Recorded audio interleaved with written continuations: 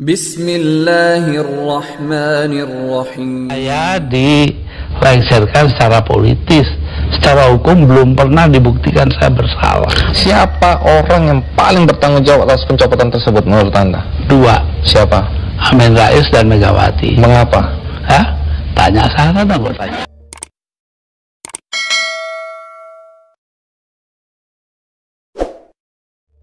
Konspirasi semut merah, strategi menggusur Gus Dur dan Jokowi. Besok-besok akan terbukti sendiri oleh bangsa ini, kata Gus Dur di sebuah talkshow bersama Andi F. Noya beberapa tahun silam. Saat itu Gus Dur mengatakan bahwa dirinya dilengsarkan bukan karena persoalan hukum, melainkan dilengsarkan secara politis. Secara hukum saya belum dibuktikan saya bersalah, ujar mantan Presiden RI keempat itu. Dan ucapannya benar-benar terbukti. Setidaknya itu yang termaktub dalam buku Menjerat Gus Dur. Buku yang merupakan karya Firdika Rizky Utama dan terbitan Numenia Digital Indonesia itu menjadi polemik sekaligus perbincangan luas di kalangan masyarakat. Melalui bukunya, Firdika membongkar konspirasi sekelompok orang yang secara sengaja menggulingkan Gus Dur. Menurut Firdika, penulisan buku tersebut bermula dari ditemukannya dokumen penting di kantor DPP Golkar pada bulan Oktober 2017. Sebuah kebetulan yang pas, karena bila tidak jatuh ke tangan Firdi, dokumen-dokumen tersebut rencananya bakal jatuh ke tangan tukang loak coy. Dokumen tersebut ditulis oleh Fuad Bawazir kepada Akbar Tanjung tentang laporan yang terjadi pada awal tahun 2000. Pertama, dokumen itu dari rapat notulensi yang dilakukan di rumah Arifin Panikoro 22 Juni 2000 itu ditandatangani oleh Priyo Budi Santoso. Suratnya tertanggal 3 Juli 2000. Itu tentang mereka marah ketika Laksamana Soekardi dari PDIP dan Yusuf Kala dipecat oleh Gus Dur, kata Firdika pada hari Minggu 29 Desember 2019. Surat yang ditujukan ke Akbar Tanjung pada tanggal 29 Januari 2001 itu mengungkap pelaksanaan rencana yang diberi nama skenario semut merah. Yang membuat gempar bukan saja isi dari skenario tersebut, namun juga pengungkapan nama aktor pelengseran yang sangat dikenal oleh masyarakat luas seperti Akbar Tanjung, Fuad Bawazir, Din Syamsuddin, Anas Urbaningrum, dan Amin Rais. Dari organisasi nama kami, AMPI, GPK, BM-PAN, BPHMI, Hamas, dan IMM juga disebut. Isi buku secara garis besarnya menceritakan peran seorang Fuad Bawazir yang menjadi kepala operasi dan membagi tugas kepada beberapa pihak untuk penggalangan opini, menjaring dukungan masyarakat, propaganda media, termasuk merekrut preman, cendekiawan, dan pengusaha. Tujuannya untuk menjatuhkan kredibilitas Presiden Gus Dur melalui kasus Bulog Gate dan Brunei Gate yang dinilai telah berjalan sesuai skenario ketika itu, yang tidak pernah terbukti hingga kini. Fuad juga meyakini kekuatan dan efek operasi tahap pertama sudah sesuai ekspektasi, sehingga menurut pandangannya harus ditingkatkan kepada pelaksanaan operasi jilid kedua, yakni memaksa Gus Dur mundur dan mendorong Megawati menjadi presiden sekaligus menjadikan Amin Rais sebagai wakilnya. Terbukti kemudian bila skenario jilid keduanya setengah berhasil memaksa Gus Dur mundur dan mendorong Megawati menjadi presiden, namun gagal menempatkan Amin Rais sebagai wakil presiden. Dipilihnya Ketua Umum PDIP sebagai pengganti Gus Dur karena menurut Fuad, Megawati bisa diperalat dan pada akhirnya akan disingkirkan melalui penggembosan dari dalam, lewat isu ketidakbecusaan dalam mengatasi krisis ekonomi dan penyelesaian disintegrasi bangsa. Tugas itu dipercayakan kepada Amin Rais yang dinilai lincah karena berada di luar lingkar kekuasaan.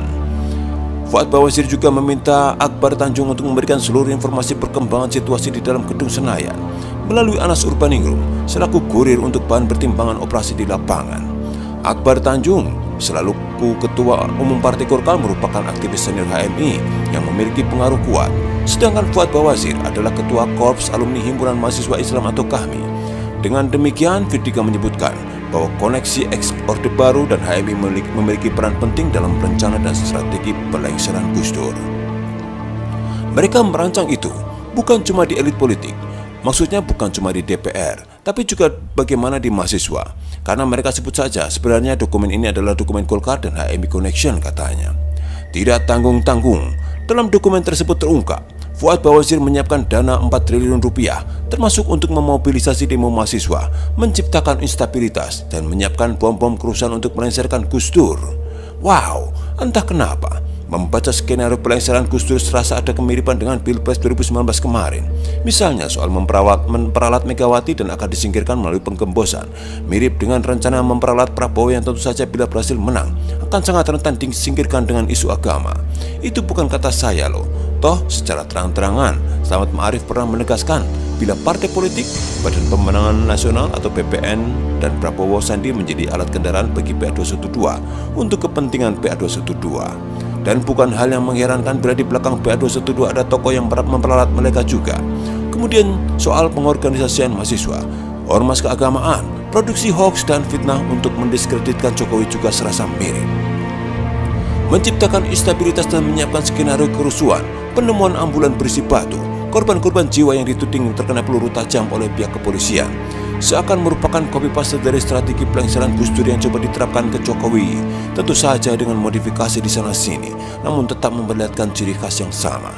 Bila dalam kasus pelengseran Gus Dur, Fuad Bawazir sampai harus merokok kocek 4 triliun rupiah, sepertinya untuk menggagalkan Jokowi menjadi presiden, kocek yang dirokok jauh lebih dalam lagi, itu pun dengan hasil gagal. Berbeda dengan Gus Dur yang ketika itu hanya didukung oleh NU, Jokowi memiliki pondasi yang jauh lebih kuat. Selain mendapatkan dukungan dari berbagai elemen masyarakat termasuk NU, relawan dan kalangan militer, Jokowi juga mampu memecah kekuatan lawan. Misalnya dengan bergabungnya Surya Paloh serta menarik keluar Yapto dan DPP Pemuda Pancasila yang sebelumnya disebut-sebut terlibat pelengseran Gus Dur. Kembali kepada pelengseran Gus Dur, walaupun belum membaca buku menjerat Gus Dur, Yeni Wahid, putri Gus Dur, membenarkan pada zaman kepemimpinan ayahnya sebagai Presiden RI, jelas dilihat dengan kasat mata bahwa ada upaya pelengseran yang terjadi. Jelas politis, tindakan yang dilakukan kepada Gus Dur itu merupakan kudeta oleh parlemen, ungkapnya. Ditemui di Peace Village, Sidoarjo, Ngagrek pada hari Senin 6 Januari 2020. Sama seperti upaya menjegal Jokowi, upaya melengserkan Gus Dur muncul karena Gus Dur memiliki sikap yang berseberangan dengan tokoh-tokoh yang diduga ingin menjatuhkan Gus Dur. Gus Dur tidak mau diajak kompromi dengan orang yang setuju Indonesia dikuasai orang yang koruptif, tidak berpihak kepada rakyat, ungkapnya. Gus Dur nggak bisa diajak kong kali kong, Gus Dur nggak bisa disetir, nggak bisa kasih proyek. Banyak yang nggak suka, ya sudah dilengserkan saja, kata dia. Tidak mengherankan memang, mengingat sebagian besar tokoh-tokoh yang terlibat pelengseran Gus Dur di masa Pilpres 2019 kemarin berada di kubu yang berseberangan dengan Jokowi.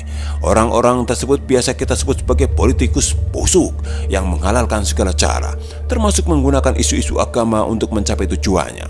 Malah salah satu tokoh pelengseran Gus Dur, Amin Rais, mendapatkan cap sebagai pengkhianat reformasi. Masa pemerintahan Gus Dur memang singkat, namun kepemimpinannya akan selalu diingat. Salam dari rakyat jelata seperti kita-kita. Artikel ini dibaca dari seworld.com, ditulis oleh Brion Purnama. Dan bagaimana menurut Anda? Bangsa ini penakut karena tidak mau bertindak kepada yang bersalah. Maafkan, lupa sih enggak.